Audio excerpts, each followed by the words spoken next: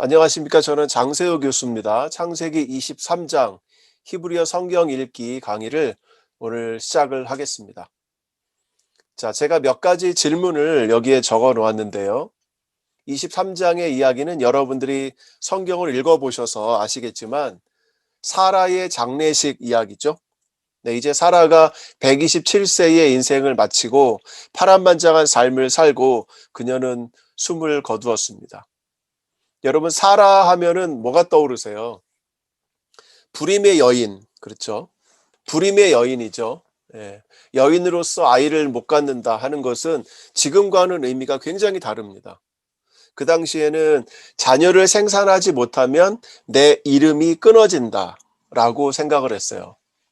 자녀가 없으면 내 이름이 끊어지는 거예요. 그래서 여러분, 그 이사야 56장에 보시면 고자에게 하나님이 축복을 해주시잖아요.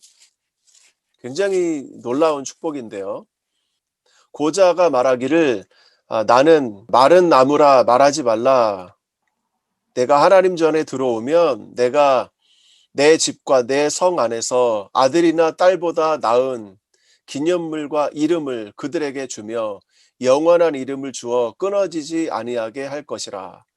56장 5절과 그리고 6절에서 이 고자에게도 영원한 이름을 주겠다, 끊어지지 않는 이름을 주겠다라고 말씀하시는 거죠.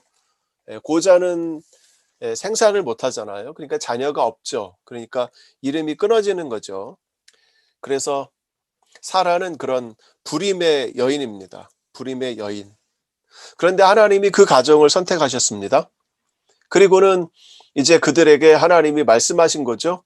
갈대아 우르에서 말씀하셨는지 하란에서 말씀하셨는지, 저는 하란에서 말씀하신 거를 선호하는데 하란에서 말씀하셔서 그가 가나안 땅에 왔죠. 그리고는 여기서 하나님이 여러 차례 약속을 주셨죠. 12장, 13장 여러 차례 약속을 주셨습니다.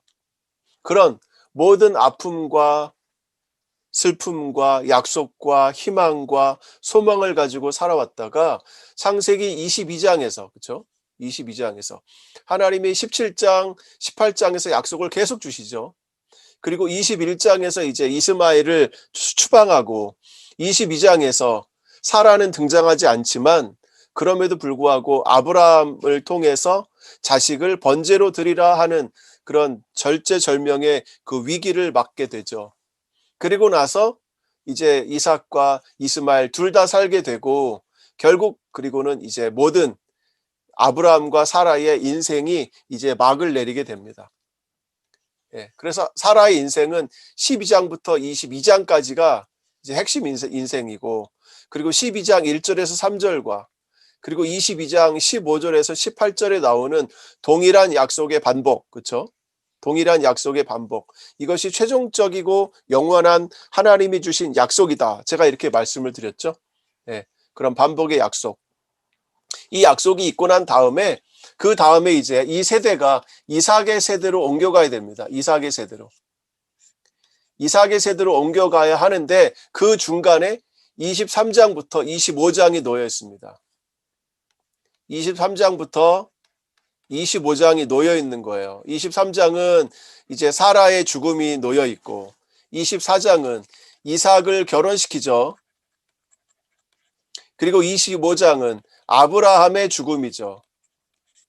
이 세 장이 이제 26장부터 이어지는 이삭의 이야기로 넘어가는 그 과도기 장으로 나타나고 있습니다. 그런 면에서 23장은 이제 한 시대를 마무리하는 한 여인에 대한 뒤를 돌아보는 그런 것으로 우리가 생각을 해보면 좋겠습니다. 그런데 단지 그것만 있지 않아요. 성경의 내러티브는 그렇게 단순하지가 않습니다. 뭔가 목적을 담고 있어요. 여러분, 지금 우리가 읽는 이런 글을 내러티브라고 합니다. 내러티브 양식이라 그래요. 영어로는 이제 이렇게 씁니다. 내러티브 양식은요, 학자들에 따르면 뭐라고 하냐면 그 자체가 설교다 그래요. 그 자체가 설교예요. 그러니까 오늘 이 23장은 자체가 설교라는 거죠. 뭐를 설교하려고 하는가, 메시지가 무엇인가 하는 것을 우리가 찾아내야 되는 거예요. 그걸 찾아내지 못하면 단순히 뭐 땅 사고 사라를 장례하고 뭐 그거겠지 뭐. 예.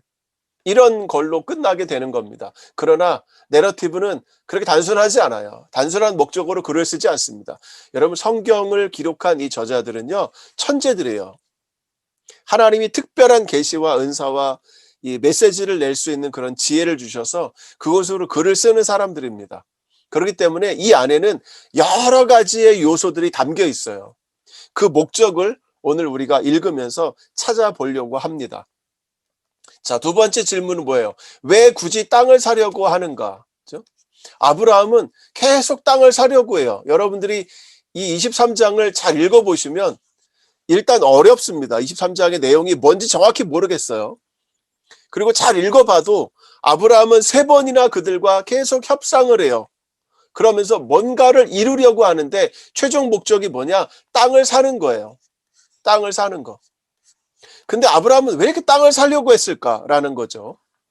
그것이 그 내러티브라는 이 장르 안에 들어있는 한 단어 한 단어 속에서 다 설명을 해주고 있습니다. 오늘 제가 그걸 여러분들에게 다 들춰서 알려드릴 거예요. 여러분 기대하세요. 오늘도 성경은 우리를 실망시키지 않습니다. 절대로 실망시키지 않아요. 우리가 지금까지 알지 못했던 놀라운 얘기들, 그런 놀라운 우리 신학적인 생각들을 우리들에게 주장들을 우리들에게 전해주고 있습니다. 자, 그래서 또 묻는 거예요. 23장의 목적은 장례식인가? 땅을 구입하는 것인가? 이게 혼동이 오죠.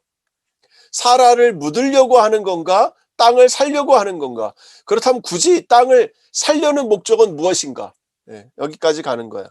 그리고 그 땅을 사는 데 있어서의 아브라함의 전략과 해쪽 속의 전략. 여러분, 해쪽 속 사람 가운데 우리 오늘의 주인공은 누굽니까? 에브론이라는 사람이죠. 에브론. 그죠? 에브론. 에브론이라고 하는 사람의 전략은 무엇인가? 여러분 굉장히 고도의 전략적인 그런 관계입니다. 말은 다 준다 하지만 그렇지 않아요. 여러분 이런 전략이 고대 근동의 계약식에서 종종 발견되는 그런 모습입니다. 그래서 성경은 그렇게 단순하지 않다. 성경이 준다고 해도 그것이 준다고 하는 게 아니에요. 준다는 의미가 뭔가를 여러분들이 거기서 찾아내셔야 됩니다. 제가 앞에서 간단하게 설명을 드렸습니다만 12장부터 22장까지의 아브라함 인생을 정리를 해봤어요.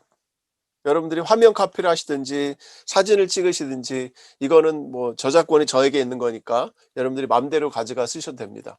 12장 1절 3절에 하나님이 명령하시고 자손을 축복하시죠. 그죠? 그래서 결국은 그들이 이제 가나안 땅에 도착을 하고 그죠? 그리고 그들이 제일 먼저 도착한 곳이 베델이죠. 베델. 그리고 애굽으로 내려갑니다. 그리고 땅과 자손의 축복을 주시고 그리고 하나님이 뭐 15장 환상 중에서 계약을 맺으시고 17장에 또 언약을 길게 언약을 맺으시고 17장에서 아브라함이 웃게 되고 18장에서는 사라가 웃게 되고 그리고 아브라함이 이제 중보를 하게 되죠. 그죠? 소돔과 고모라 19장이 이어지고 20장에서 복받은 이방인, 첫 이방인 아비멜렉 이야기 나오고 또 중보기도 하게 되고 결국 21장에 이삭이 출생하게 됩니다. 그렇죠? 네. 그리고 22장에 이삭을 번제로 드리라. 이런 이야기가 쭉 이어져 왔어요. 이 파란만장한 인생이 이제 끝나고 그리고 이제 23장으로 우리가 들어가 보도록 하겠습니다. 과연 23장의 이야기는 어디에서 발생한 이야기일까? 자, 어디서 발생한 이야기일까? 여러분 23장 2절을 보시면 이렇게 한글 성경 보시면 이렇게 말씀해 주고 있어요. 사라가 가나안 땅 헤브론 곧 기럇 아르바에서 죽음에 아브라함이 들어가서 사라를 위하여 슬퍼하며 애통했다. 이렇게 말합니다. 거기다 19절 다시 한번 보시면 우리가 지역을 알기 위해서 봐야 될 구절이 어디냐면 23장 2절과 23장 19절입니다. 여기서는 뭐라고 말하냐면 헤브론이라고 말하고 그리고 이것을 키리앗 아르바라고 불러요. 23장 19절에서는 가나안 땅, 여기서도 마찬가지예요. 가나안 땅이고 그 땅이 마므레 앞에 있다. 마므레 앞에 있다. 그리고 막벨라 굴이다. 이렇게 이야기해주고 있습니다. 여기서 마므레라고 하는 말이 나와요. 마므레. 자, 제가 여러분 앞에 다시 한번 백 한번 해보겠습니다. 자, 마므레. 마므레가 어디에 등장하는가를 집중해서 찾아보니까 헤브론이 있죠. 헤브론이 전체 지역이고 이 지역이 기럇 아르바입니다. 그렇죠? 근데 우리는 이 헤브론이라는 지명을 알고 있어요. 왜냐하면 13장 18절에 헤브론에 아브라함이 거주했다라는 말을 하고 있어요. 헤브론을 알고 있어. 그런데 지금 새로운 이름 기럇 아르바가 등장했습니다. 아르바라는 이름. 그리고 이 기럇 아르바가 어떤 곳이냐? 마므레라는 사람이 살고 있다는 거예요. 마므레. 바로 누굽니까? 이 14장에 나오는 전쟁을 도와준 동맹 맺은 사람이 마므레죠. 그런데 그 이후에 장소에 대한 언급이 없어요. 그러므로 14장부터 17장까지 14장부터 17장까지 아브라함은 아마도 마므레에 살았던 것 같습니다. 그 마므레예요. 마므레는 어디예요? 헤브론이죠. 그죠? 그리고 18장에 그 마므레에 살고 있는데 마므레는 누구예요? 동맹 맺은 사람 이름이죠. 이 사람이 사는 동네가 마므레예요. 그리고 그 마므레에 있는 상수리 나무, 그곳에 상수리 나무는 히브리어로 엘론이라고 하죠. 엘론. 그죠? 엘론. 상수리 나무 있는 곳에 새 천사가 나타났습니다. 그리고는 거기서 자식을 준다는 약속을 하시죠. 바로 자식을 준다는 약속을 받은 데가 이 마므레인 거예요. 그래서 그랄로 갔다가 브엘세바로 갔다가 그리고 사라가 죽을 때 아브라함은 이 헤브론 기럇 아르바 마므레 여기로 와서 여기에 매장지를 만들려고 하는 겁니다. 왜? 이 마므레라고 하는 것이 헤브론이죠. 헤브론. 이 헤브론이라고 하는 곳이 그랄도 아니고 브엘세바도 아니고 그들에게 가장 마음에 남는 곳인 것 같고, 그리고 이 마므레 앞에 있는 굴이 있어요. 굴. 이 굴이 매장지로 사용하기에 굉장히 좋았던 것 같아요. 그래서 이 마므레에 묻힌다는 것도 아브라함과 사라의 인생 가운데 굉장히 중요한 거죠. 그리고 그 이후에 그 자식들도 다 여기에 묻히게 되는 거죠. 자, 왜 마므레 헤브론에 묻히려고 했는가? 이것이 이제 우리들에게 궁금함을 자아내서 제가 설명을 좀 드렸습니다. 예루살렘이 여기예요. 그리고 베들레헴이 여기고 거리를 제가 써놨죠. 예루살렘과 베들레헴은 8km 떨어져 있습니다. 8km. 그리고 베들레헴과 이 헤브론 지역은 21km 떨어져 있어요. 21km. 그리고 이 막벨라 굴에서부터 브엘세바까지가 41km 떨어져 있어요. 그러니까 아브라함이 브엘세바에서 자식 이삭을 드리려고 간 데가 여기니까, 그죠? 네, 이 거리. 근데 이 헤브론 안에도 두 지역이 나눠져 있다는 거죠. 알로네의 마므레, 그죠? 알로네의 마므레. 알로네의 마므레. 마므레 사람 지역에 있는 상수리 나무. 상수리 나무 굉장히 커요. 네, 굉장히 큰 상수리 나무. 그 지역이 있고 약간 북쪽이죠. 아래가 막벨라 굴이에요. 성경은 마므레 앞에 막벨라 굴이 있다 이렇게 말해요. 마므레 앞에. 그래서 어떤 주석학자는 이 앞이라는 말, 여러분 우리 성경지리 엊그저께 제가 올린 거 그 영상에 보면 유대인들은 이스라엘은 앞쪽이 어디다? 동쪽이다. 그렇죠? 여러분 이집트 사람들은 앞쪽이 어딘지 아세요? 이집트인들은 앞쪽이 남쪽이에요. 왜? 나일 강물이 남쪽에서부터 오잖아요. 그래서 남쪽을 바라보고 그쪽을 위라고 생각하는 거예요. 여러분 지중해 바다가 이렇게 있고 나일강 삼각주 지대가 있잖아요. 이게 나일강이잖아요. 그죠? 여기가 하부라고 하고요. 여기를 상부라고 불러요. 왜냐하면 물이 이 위에서 내려오거든.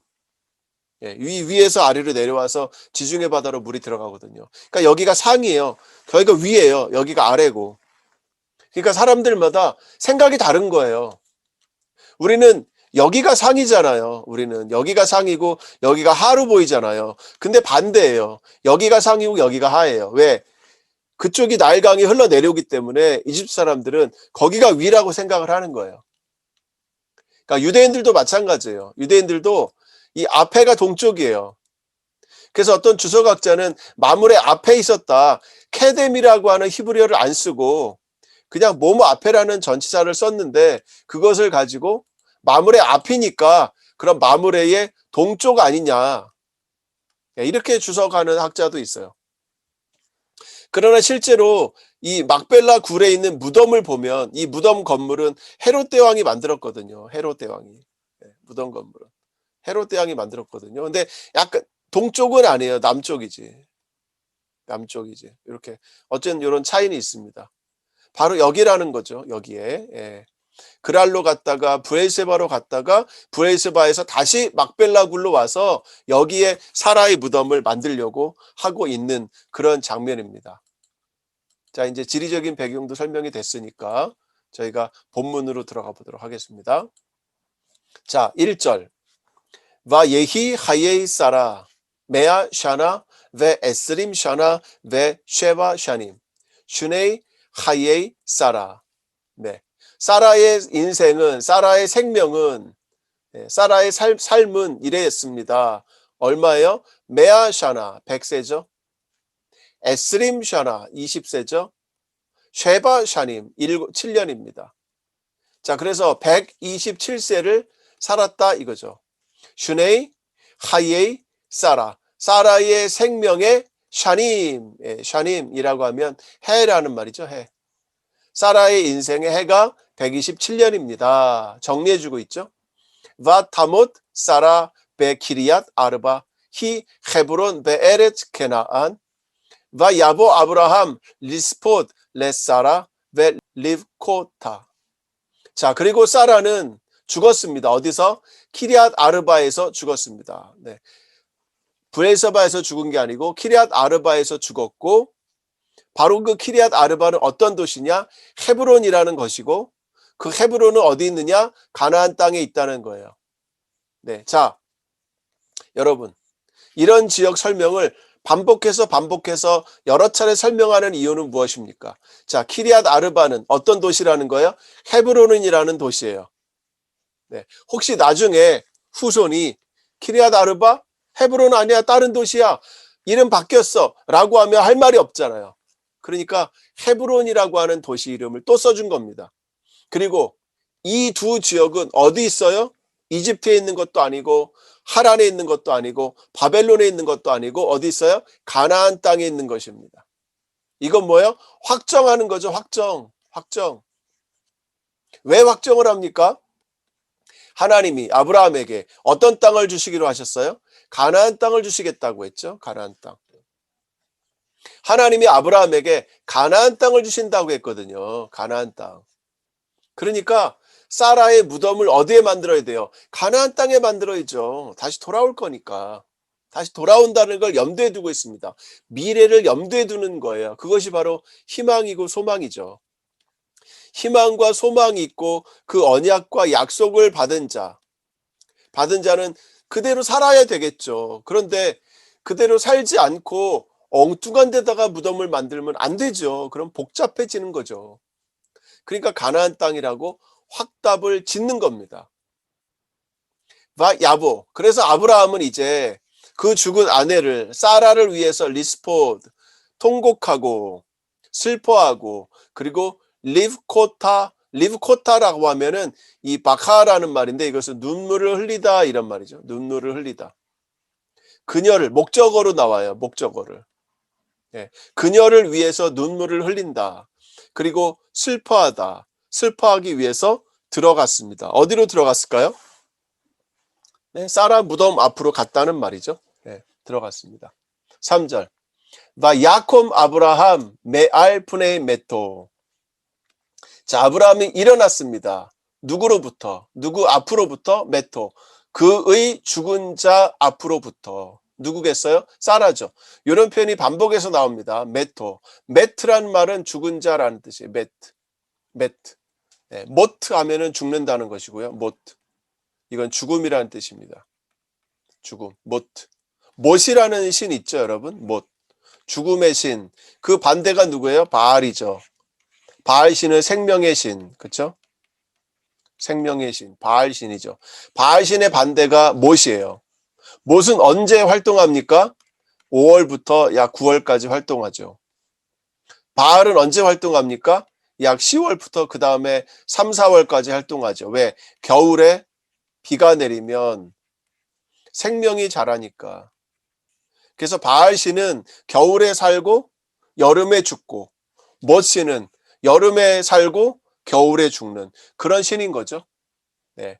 이건 뭐 그냥 상식적인 차원에서 제가 잠깐 설명을 드린 겁니다. 자, 그래서 그 이 죽은 자 앞으로부터 아브라함이 일어섰습니다. 자, 일어섰어요. 왜 일어섰을까요? 바 예다벨 엘 브네이 헷 레모르. 헷 자손들에게 말합니다. 그러니까 헷 자손들에 말하기 위해서 그가 이 통곡을 하고 애통을 하고 있음에도 불구하고 그는 일어났다는 거예요. 이 말은 뭡니까? 예의를 차렸다는 거죠. 예의. 그렇죠? 예. 헷 자손들에게 이제 말하기 위해서 그가 헷 자손들 앞에서 일어난 겁니다. 예의를 차린 거예요. 그리고는 말했습니다. 4절. 겔 베토샵 아노히 임마켐. 자, 나는 당신들과 함께 있는 게르와 토샤브입니다. 이렇게 말합니다. 자, 게르와 토샤브라고 하는 용어가 등장을 하는데요. 이 용어는 레위기 17장 이하에, 예를 들면 25장과 26장 부분에 많이 사용되는 용어예요. 게르와 토샵, 또는 출애굽기 12장의 끝부분에 40절 이하의 부분에도 게르와 토샵이라는 용어가 사용이 됩니다. 게르라는 말은 무슨 말이냐? 게르라는 말은 땅이 없는 자를 말합니다. 땅이 없는 자. 게르예요. 나그네 또는 외국인 이렇게 표현이 돼요. 나그네. 나그네라고 하면 떠돌이인데 이런 그냥 떠돌이가 아니에요. 나그네는 길을 가다가 멈추어 있는 사람이잖아요. 나그네가 아니고 우리 마을에 와서 사는 사람이에요. 우리 마을에 사는 사람인데, 우리 마을에 사는 사람. 그런데 땅이 없어. 그래서 밖에서 놀고 있거나 또는 품팔이 하는 사람도 가능해요. 토샤브라는 사람도 마찬가지예요. 잠깐 와서 사는 거주민을 말해요. 토샤브. 토샤브도 마찬가지예요. 땅이 없는 사람, 이런 사람을 게르 토샤브라 그래요. 또 다른 계층은 뭐가 있습니까? 품삯을 받고 일하는 노동자가 있어요. 이런 사람은 사히르라 그래요. 사히르. 이런 노동자를. 예. 그리고 시민은 뭐라고 합니까? 에즈라흐라 그래요. 에즈라흐. 이것을 시민이라 그래요. 이 시민은 뭐냐? 땅이 있는 사람을 시민이라 그래요. 그러니까 이 에즈라흐라고 하는 사람에 붙어서 먹는 사람들이 이렇게 세 가지 종류로 설명이 돼 있습니다. 또 한 가지가 더 있다면 뭐예요? 에베드죠. 에베드. 에베드는 뭐예요? 종이죠. 종. 그죠? 종은 이 시민의 집에 들어와 사는 사람이죠. 그래서 종은 이방인이라고 부르질 않아요. 내 성 안에 사는 나의 식구예요. 종은. 먹고 사는 면으로 볼 때 에즈라흐 다음이 종이고, 그 다음에 에즈라흐가 돈을 주고 노동을 시키면 사헤르고, 그리고 그냥 특정한 수입이 없이 이 마을에 들어와서 이런 일 저런 일 닥치는 대로 하며 사는 사람을 게르와 토샤브라고 해요. 아브라함이 자기 스스로를 그렇다고 부른 거예요. 나는 이제 이 마을에 게르와 토샤브입니다. 왜? 나는 여기에 땅이 없잖아요. 그죠? 아브라함은 하란에서, 갈대아 우르에서 여기로 이주해 넘어온 사람이잖아요. 당연히 여기에 땅이 없겠죠. 지금까지 땅을 사지도 않았던 거예요. 그런데 이제 땅을 사겠다고 하는 겁니다. 그래서 자기의 신세를 햇사람들에게 말하는 거예요. 나는 게르와 토샤브입니다. 당신들과 함께 있는. 예. 이것으로 햇사람들에게 내가 어떤 존재인가, 나를 불쌍히 여겨달라고 하는 표현으로 말을 하는 거예요. 그러면서 뭐라고 합니까? 트누 리 아호잣 케벨 임마켐. 당신들과 함께 있는 땅 중에서 케벨의 아후자를 나에게 줘라 이거예요. 여기 등장하는 이 아후자라는 말이 굉장히 중요한 말이에요. 아후자. 아후자라는 말은요, 기업이라는 말이에요. 내 소유라는 말이에요. 내 소유. 이 단어 자체가 그걸 담고 있어요. 케베르. 그러므로 무덤을 내가 갖고 싶다는 말이죠. 나에게 무덤이 필요하다는 말이에요.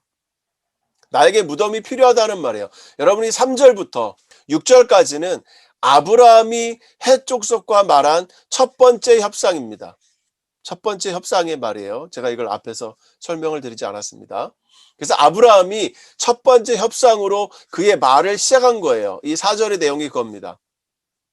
나는 게이르고 토샤브라, 이 땅에 내 땅도 없고 그냥 왔다 갔다 하는 사람인데 나에게 무덤을 달라 이거죠.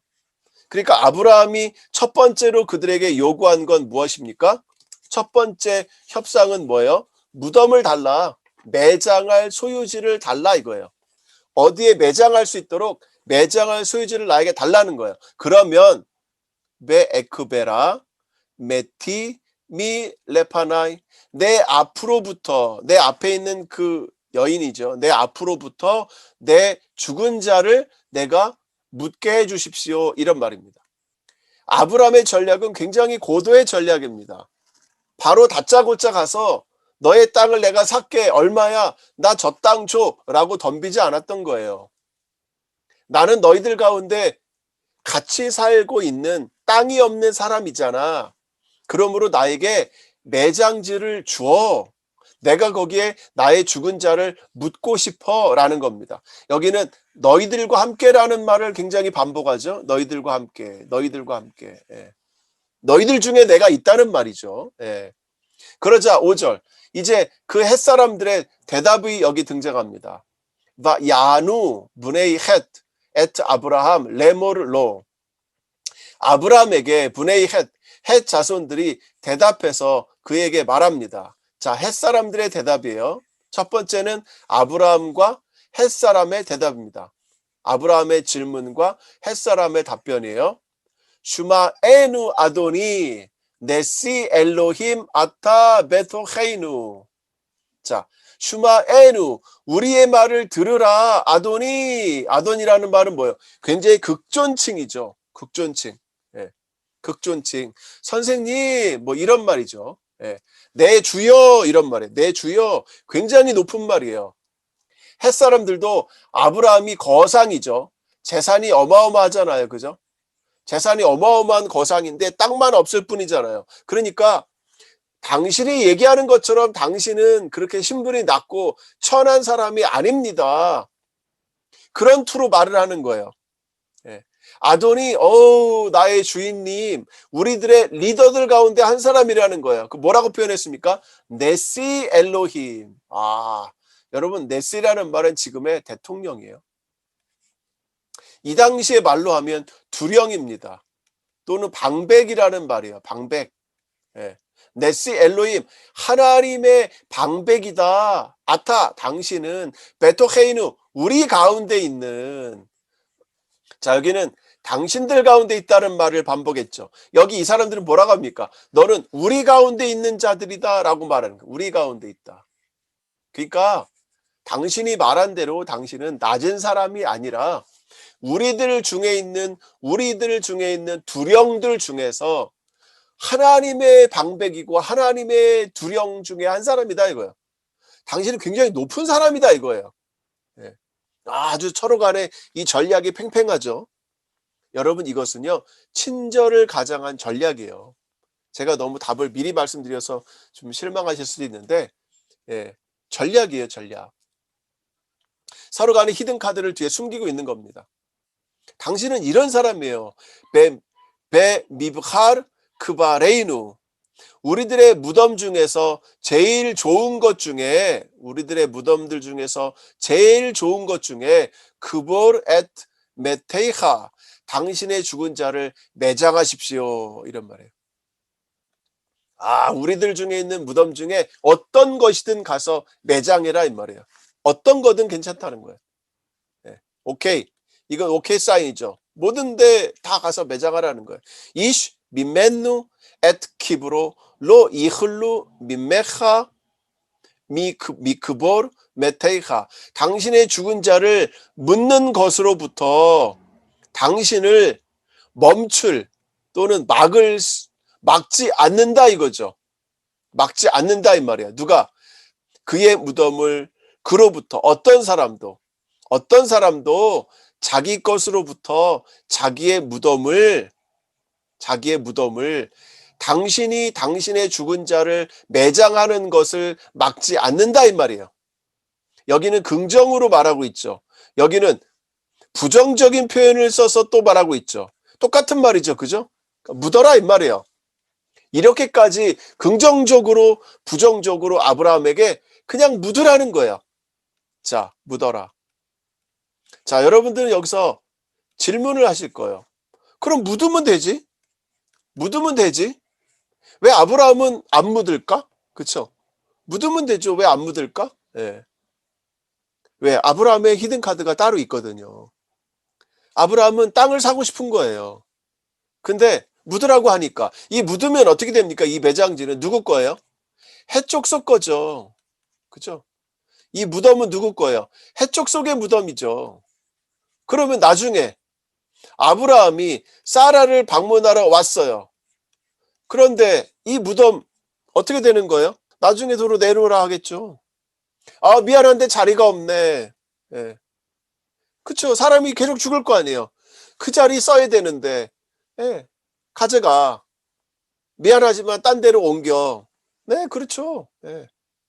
그러니까 이게 영원한 매장지가 안 되잖아요. 영원한 매장지가 안 되잖아요. 그럼 영원히 아내를 기념할 수가 없잖아. 그죠? 영원히 아내를 기념할 수가 없잖아요. 그러니까 아브라함은 그거를 사고 싶은 거예요. 근데 사는데 아주 공정하게 정정당당하게 돈을 다 주고 사고 싶은 거예요. 자, 두 번째 협상으로 넘어갑니다. 2차 협상.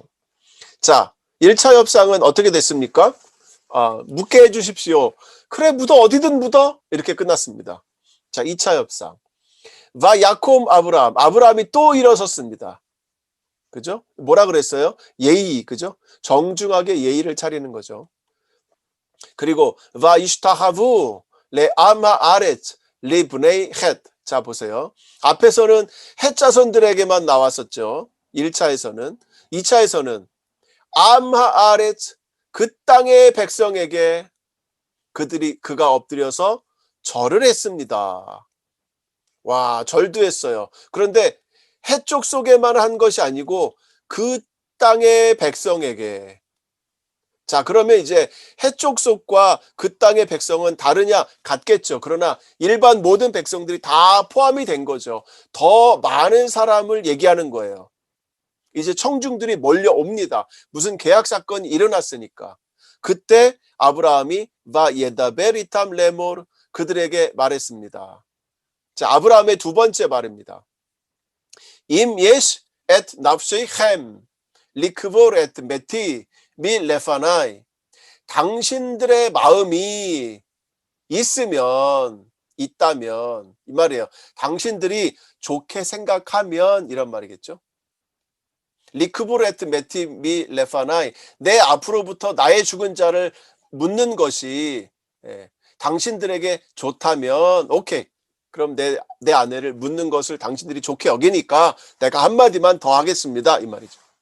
슈마 우니 우 비그 우리 베 에프론 벤 쪼하르. 쪼하르의 아들 에브론에게 내 말을 좀 들으시고 당신들은 내 말을 들으시고 피그 울리 나를 위해서 에브론에게 부탁을 해주십시오. 이런 말이에요. 자, 이제 좀 더 본격적으로 아브라함의 의도가 등장하죠. 에프론에게 부탁을 해달라 이 말이에요. 내가 나의 아내를 당신들 사이에 묻는 것을 좋게 생각한다면 이제 내가 한 가지만 더 부탁하겠습니다. 자, 두 번째 스테이지죠. 에브론에게 부탁을 좀 해주십시오. 자, 부탁의 내용이 뭐냐? Ve iten li et mearat ha makpela asherlo. 그에게 속한 막벨라 동굴을 나에게 주도록 해주십시오. 아쉐르 비 크째 사데후, 그의 밭의 가장자리에 있는, 네, 에브론에 밭이 있는데 그 밭의 가장자리에 굴이 있는 거예요. 이 굴 이름이 뭐야? 막펠라예요. 이 막펠라라는 이름의 뜻이 뭐냐? 카풀이라고 하는 이 단어가 있거든요. 그래서 쌍둥이 동굴 뜻이 아니겠냐 이렇게 보고 있어요. 쌍둥이 동굴. 네. 그 동굴을 나에게 달라 이 말이에요. 밭 가장자리에 있으니, 이 말은 뭐예요? 아, 이렇게 중요하지 않으니까 이런 말이겠죠. 베케세프 말레 이트네나 리 베토헤헴 라 아후잣 가벨. 네. 자, 베케세프 말레, 가득 찬 돈으로, 그죠? 가득 찬 돈으로 이트네날리, 그것은 여성이죠. 사데니까. 그가 그것을 나에게 주기를, 베토헤헴, 너희들 가운데 있는 레 아후잣 카벨, 무덤의 소유로, 그죠? 예. 그러니까 내가 돈을 주고 그걸 사겠다 이거죠. 그래서 내 무덤에 내 소유로 만들겠다 이겁니다. 이렇게 에프론에게 말을 해달라 이거예요. 에브론은 햇사람이고 그 땅의 백성들이 다 보고 있습니다. 이제 수많은 청중이 그들 앞에 몰려 있는 거예요. 이제 에브론의 대답을 기다려야 되겠죠. 앞에서는 햇사람과 아브라함이 대화를 했고, 이제 여기서는 에브론과, 그죠? 에프론과 아브라함이 대화를 하는 겁니다. 10절. 왜 에프론 요셉 베토흐 브네 헷, 그 당시에 에브론은 헷 족속 가운데 살고 있었습니다. 그렇죠? 에브론이 헷 족속 가운데 살고 있었다는 거예요. 야안 에프론 하히티. 그런데 그 에프론도 헷사람이에요. 헷사람 에브론이 대답을 했습니다. 엣 아브라함 베 오즈네이 브네이 헷 자손들의 귀가 듣는 데서 아브라함에게 대답을 했습니다. 자, 이 청중이 굉장히 중요한 거죠. 지금 아브라함이 여기 있고 에브론이 여기 있고, 자, 이 주변에는 누가 있습니까? 헷 자손이 있고, 또 누가 있습니까? 헷 자손들, 그죠? 거기다가 그 땅의 사람들, 이 사람들이 이걸 주변에서 다 듣고 있는 거예요.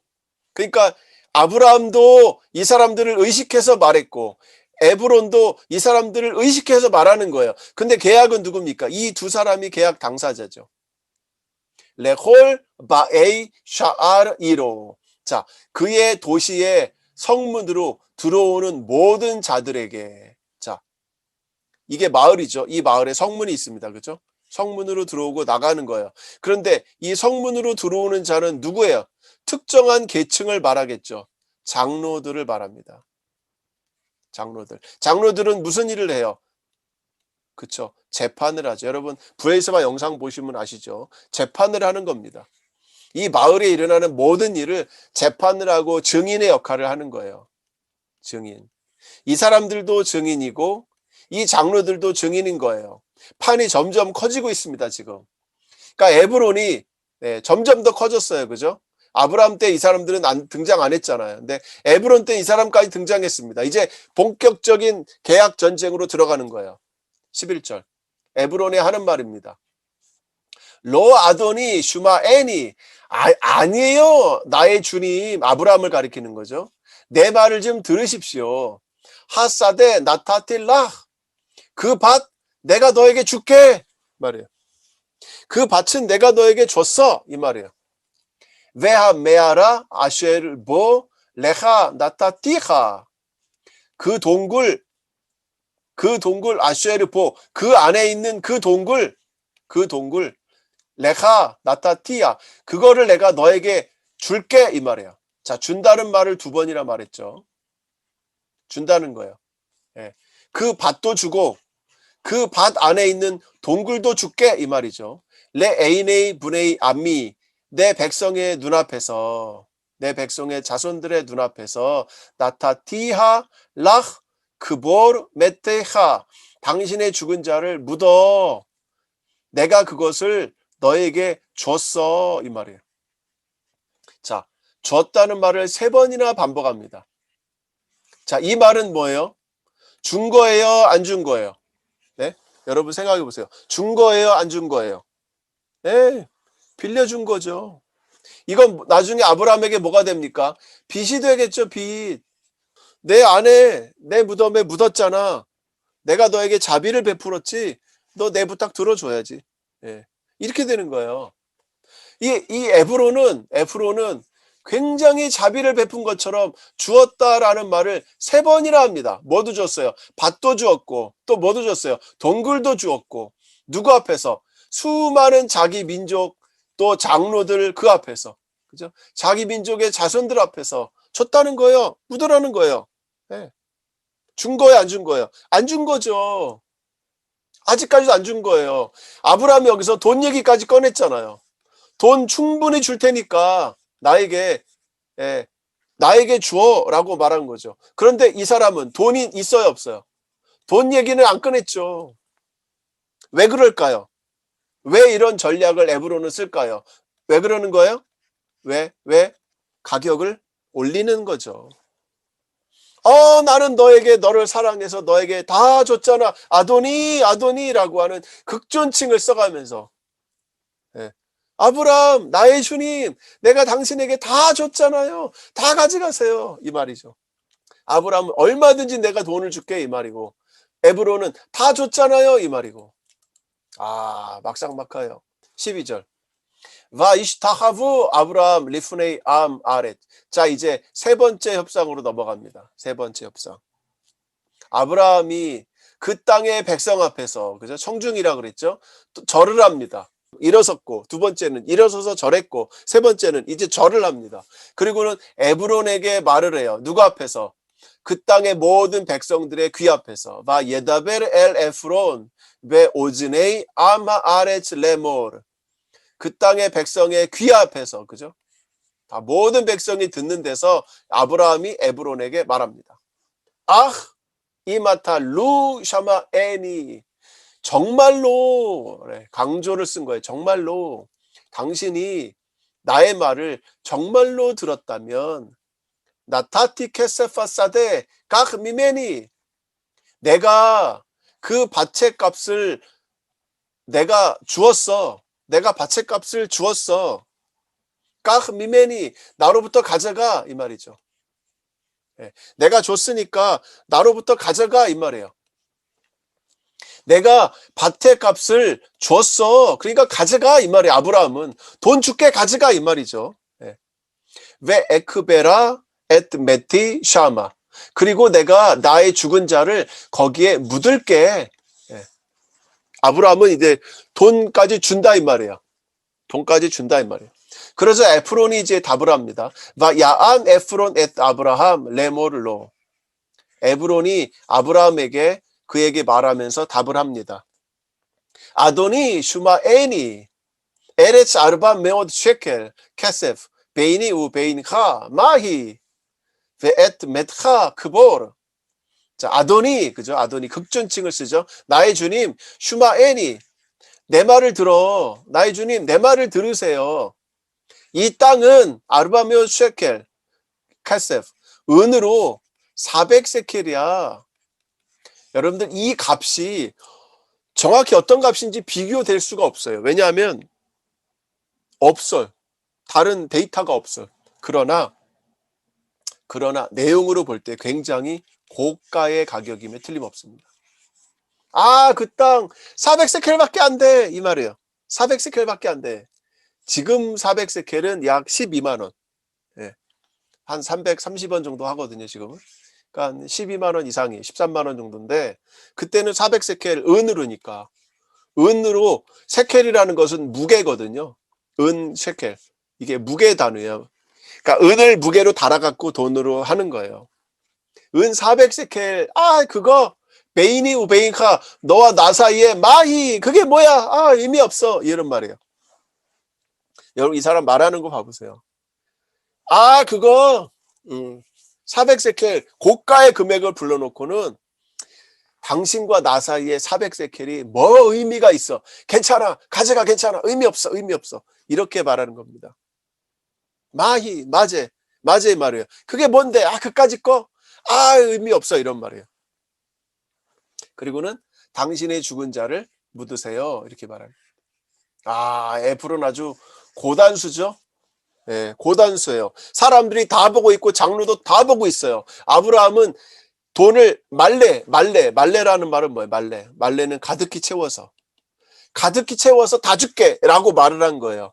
그러니까 에프론은 머릿속에서 생각을 한 거죠. 이 사람은 물을 수 없다는 거죠. 이제 뒤로 못 물른다는 거, 비싸다고 흥정을 못 하겠다는 거죠. 그러니까 최고의 값을 부른 거예요. 은 400세켈인데 괜찮아 그거 중요하지 않아 이렇게 말한 겁니다. 여러분 이스라엘에 저같이 한 22년 사시잖아요. 그러면 이제 협상하는데 좀 도 같습니다. 협상하는 도 같아요. 저것이 지금 이스라엘도 통합니다. 특히 아랍 사람들한테 통해요. 아랍 사람들한테. 아랍 사람들이 많이 사는 마을에 가서 물건을 골라요. 그리고 이거 얼마야? 그러면 얘들은요, 비싸게 불러요. 그러면 어떻게 합니까? 자, 예를 들어 보세요. 400세켈에 불렀어요.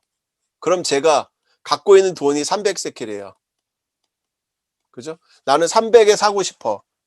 근데 400에 불러. 그럼 제가 협상을 어디서부터 해야 됩니까? 협상을? 제가 200부터 해야 되는 거예요. 나는 200에 줘. 이러는 거야. 넌 400이야. 나는 200에 줘. 그럼 어떻게 합니까? 여기서 350으로 떨어지겠죠? 그래, 그럼 난 250으로 올라가는 거죠. 그 다음 어떻게 돼요? 오케이, 반반. 예. 이스라엘에서 잘 쓰는 말이 반반이죠. 히브리어로 했지예요. 했지. 오케이, 했지. 예. 했지. 오케이. 그럼 350이고 나는 250이니까 오케이, 300으로 가자. 이러고 가는 거예요. 예. 이렇게 계약을 맺는 거예요. 근데 지금 아브라함이 일단 땅 사는 게 중요했죠. 아브라함은 땅을 어떤 가격을 주고라도 살려는 용의가 있는 사람이죠. 그러니까 아브라함은 그렇게 계약을 하지 않은 거예요. 아브라함이 하나님과 계약한 거 보셨죠? 50명, 45명, 40명, 30명, 20명, 10명. 그죠? 이렇게 흥정을 하는 거잖아요. 근데 아브라함이 여기서 그런 흥정은 안 했습니다. 단지 땅을 살려고 팔라고 하는데 집중을 한 거예요. 자, 16절.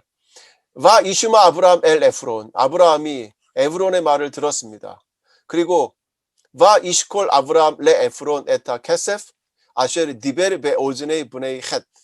아브라함이 에브론에게 달아주었습니다. 그죠? 셰켈, 이시콜. 무게를 달아주었습니다. 뭐를? 은을.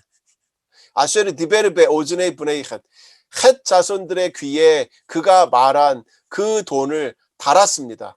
얼마예요? 아르바미오 셰켈 케세프. 은으로 400세켈. 오벨라 소헬.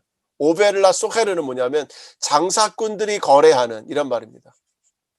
여러분 이 은이라고 하는 이 무게도 궁전에서 재는 셰켈과 그죠? 궁전에서 재는 셰켈과 상인들이 재는 셰켈의 무게가 달라요.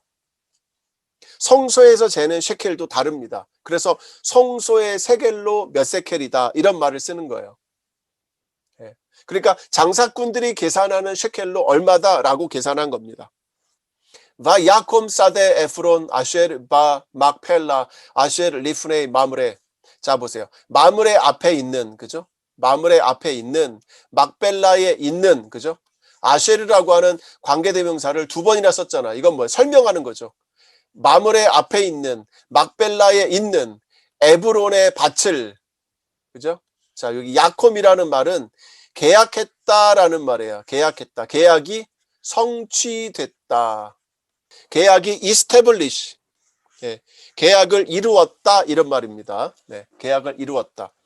그래서 에브론의 밭인데 어디 있어요? 막벨라에 있는 어디 있어요? 마므레 앞에 있는 그죠? 이게 계약 조항입니다. 이게 계약서 같아요. 제 생각에는 계약서 같아요. 정확히 쓰는 거죠. 그죠? 어디 있는 굴인지 모르니까. 에브론의 밭이 여기만 있겠어요? 다른 데도 있을 수 있잖아요. 그러니까 정확히 그걸 쓴 거죠. 자, 그 다음 뭐를 사느냐? 하사데, 밭을 샀고, 그리고 베아 메아라, 동굴을 샀고, 어디에요? 아쉐르보, 그 안에 있는 동굴, 그 밭 안에 있는 동굴이라는 거죠. 그리고 콜라 에치, 모든 나무들, 어디에?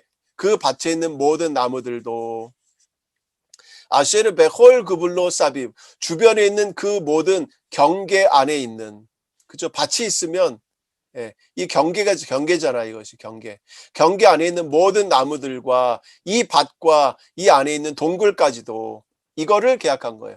레 아브라함 레 미크나 레 에이네이 분에이 헷 베홀 바에이 샤알 이로.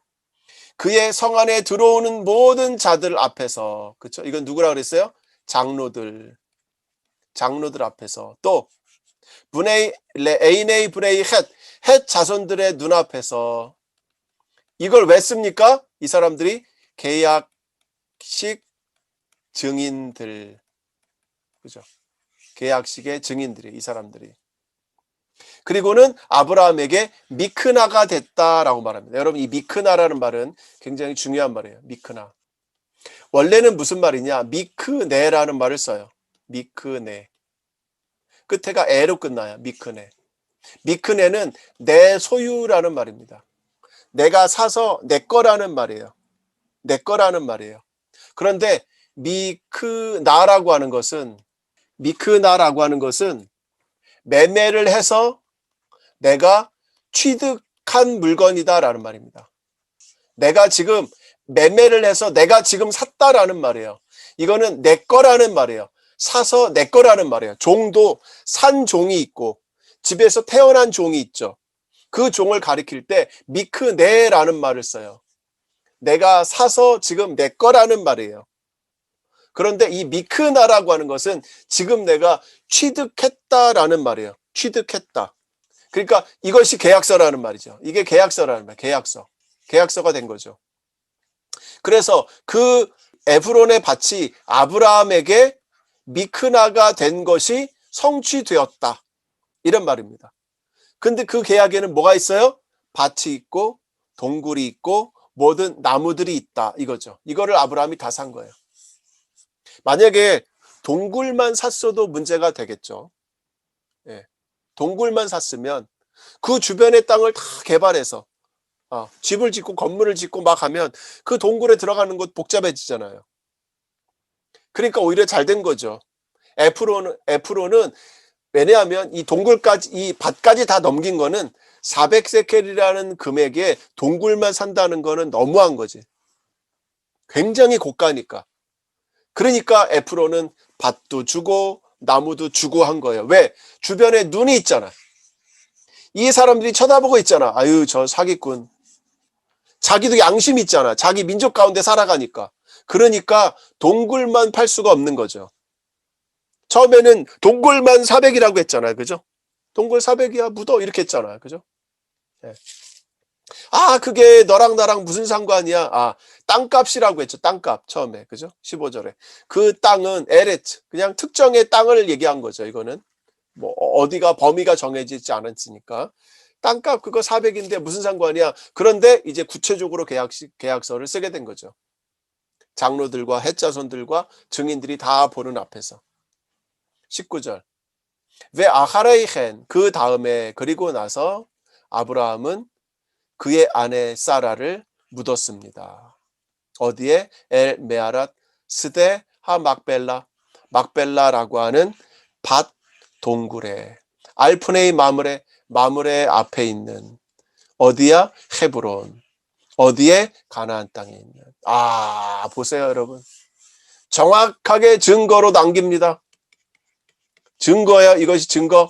내가 산 땅이 어딘지를 정확하게 증거로 남기는 거예요. 몇 번에 걸쳐서 반복해서 설명하죠. 막벨라 밭의 굴이다. 마므레 앞에 있다. 헤브론이다. 그 땅은 가나안 땅에 있다. 왜? 가나안 땅을 하나님이 나에게 주실 것이니까. 내가 이 땅을 하나님 샀습니다. 이거죠. 여러분 더 재밌는 건 뭔지 아세요? 이 계약식에, 이 협상에 하나님은 등장하지 않습니다. 하나님이 은혜를 주셔서 땅을 싸게 잘 사겠다 이렇게 나오지 않아요. 여기 하나님이 없어. 하나님이 등장하지 않았어요. 이 계약은 순수하게 아브라함과 에브론과 해쪽 속 사람과 그 성읍의 장로들 앞에서, 장로들이 다 보는 앞에서 아주 공개적이고 투명하게 계약이 이루어지고 있습니다. 계약이 이루어지고 있어요. 공개적이고 투명하게 모든 사람들이 다 보는 앞에서. 이건 의도적으로 이렇게 쓴 거예요. 의도적으로. 왜? 이것이 계약서니까.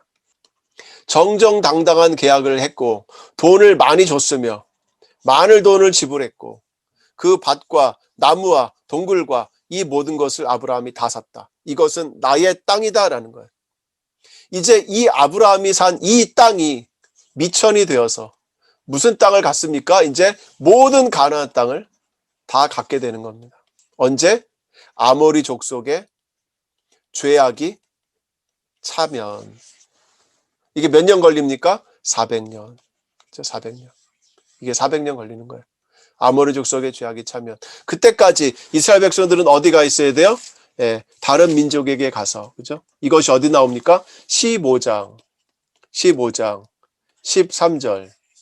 내 자손이 이방에서 객이 되어 그들을 섬기겠고 그들은 400년 동안 내 자손을 괴롭히리니 그들이 섬기는 나라를 내가 징벌할지며 그 후에 내 자손이 큰 재물고 이끌고 나올 것이라. 내 자손은 4대 만에 이 땅으로 돌아오리니 이는 아모리 족속의 죄악이 아직 가득 차지 아니함이니라. 그래서 이 설명이 굉장히 중요한 거고 이 설명은 뒤에 반복적으로 또 다시 한번 회자가 됩니다. 자, 이따가 제가 설명드릴게요. 자, 20절. 와 야콤 하사데.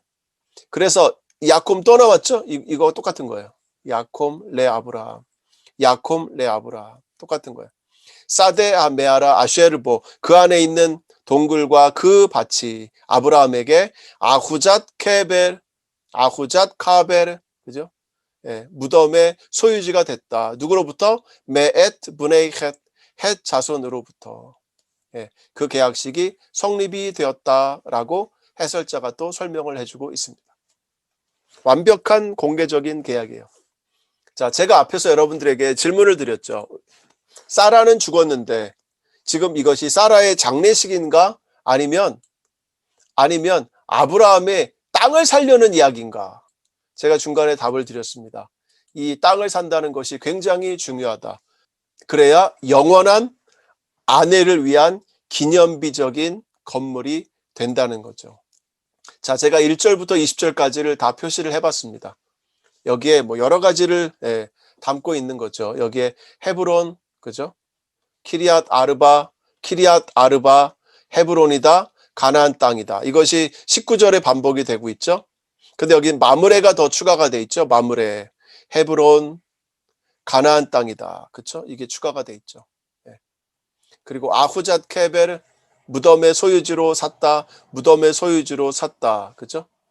헷 자손들, 에브론, 그리고 그 땅의 자손들의 귀에, 헷 자손들의 귀에, 그리고 헷 자손들의 눈에 성문을 들어오는 모든 사람들에게, 그쵸?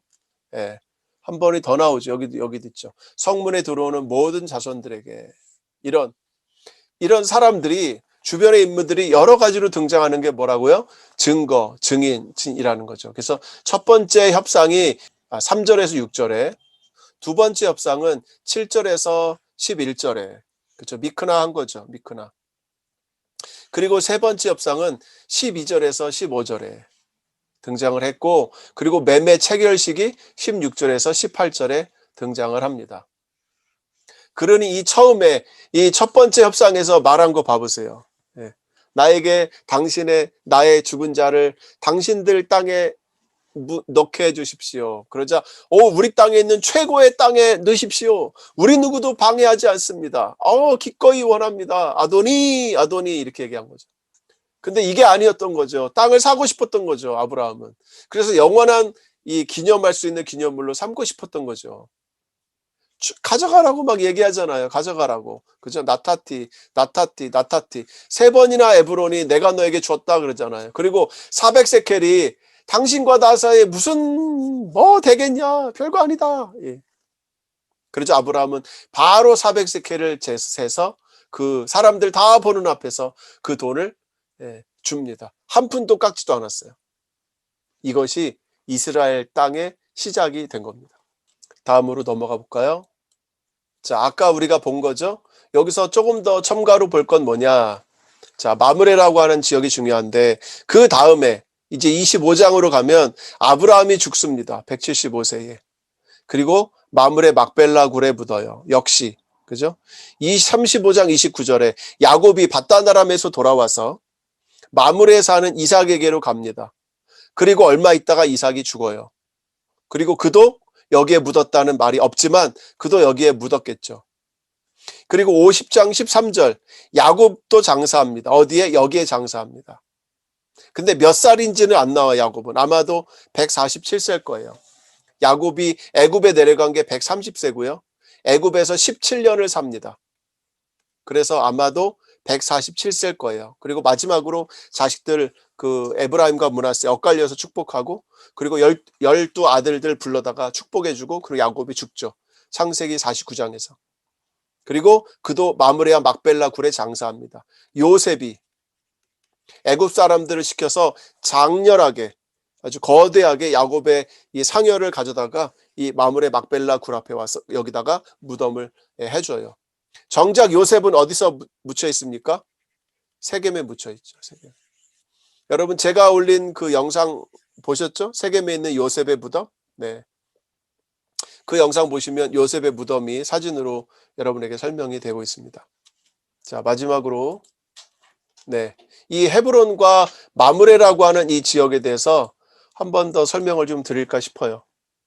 자, 창세기 13장 18절에 보면 헤브론에 아브라함이 거주한 걸로 등장하죠. 그 다음 23장에 보면 그 다음에 계속 헤브론에 살았던 것 같아요. 마므레에 계속해서 살았고 그 다음에 헤브론, 키리앗 아르바, 가나안 땅에 그죠?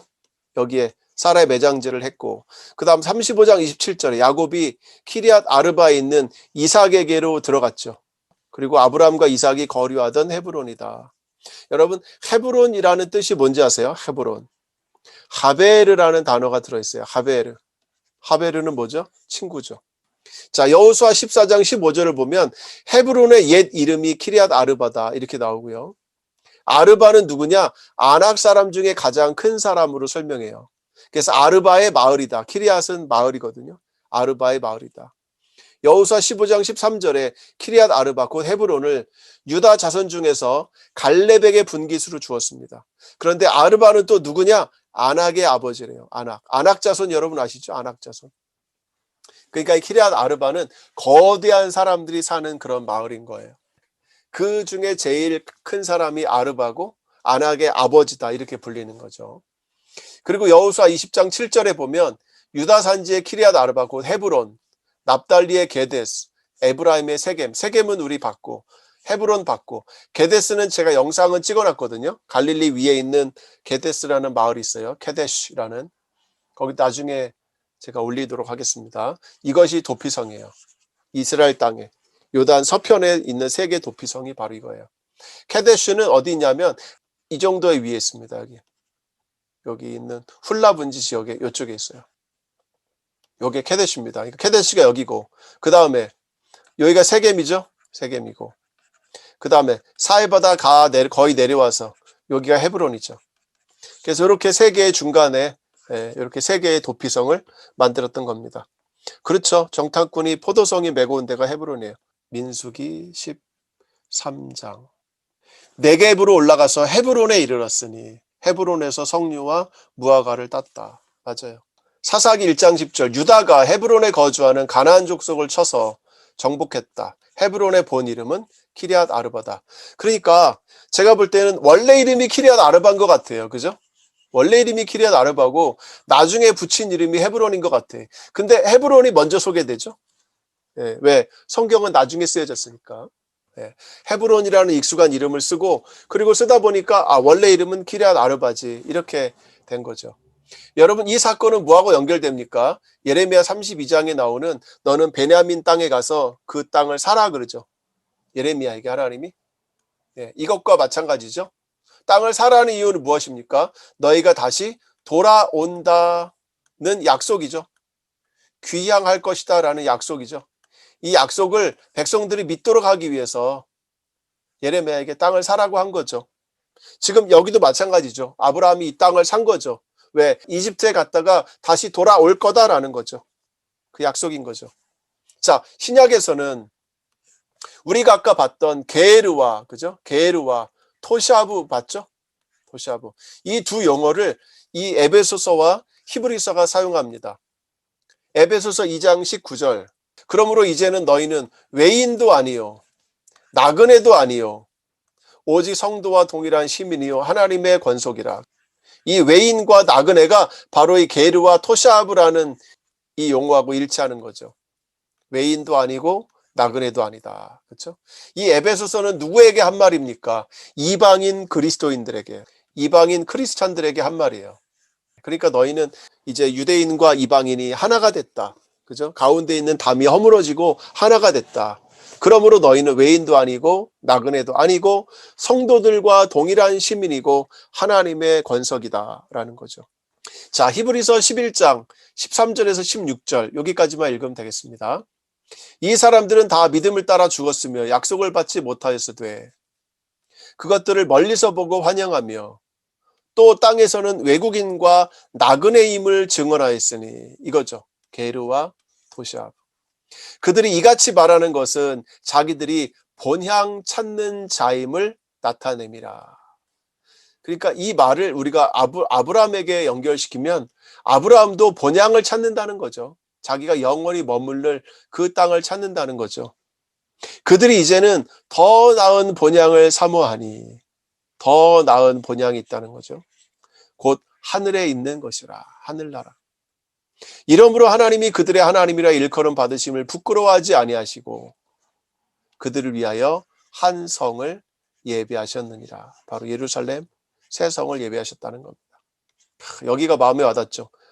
하나님이 그들의 하나님이라 일컬음 받으심을 부끄러워하지 아니하시고 본향을 사모하는 자들을 하나님이 찾으신다는 겁니다. 본향을 사모하는 자들을 하나님이 찾으신다. 여러분, 우리가 이 땅에서 본향을 찾겠죠. 이 땅에서도 본향을 찾겠죠. 그러나 더 나은 본향을 찾는 거죠. 더 나은 본향. 하늘나라, 하나님 나라. 그렇게 더 나은 본향을 찾는 자들을 하나님은 그들의 하나님이라 일컬음 받으심을 부끄러워하지 아니하신다. 이렇게 말씀해 주고 있습니다. 여러분, 하나님이 부끄러워하지 않는 저와 여러분 되기를 간절히 소망합니다. 하나님이 부끄러워하지 않는 저와 여러분으로 이 땅 한평생 살아가면 좋겠습니다. 자, 오늘 창세기 23장 강의는 여기까지 하겠습니다. 함께 해주셔서 감사합니다.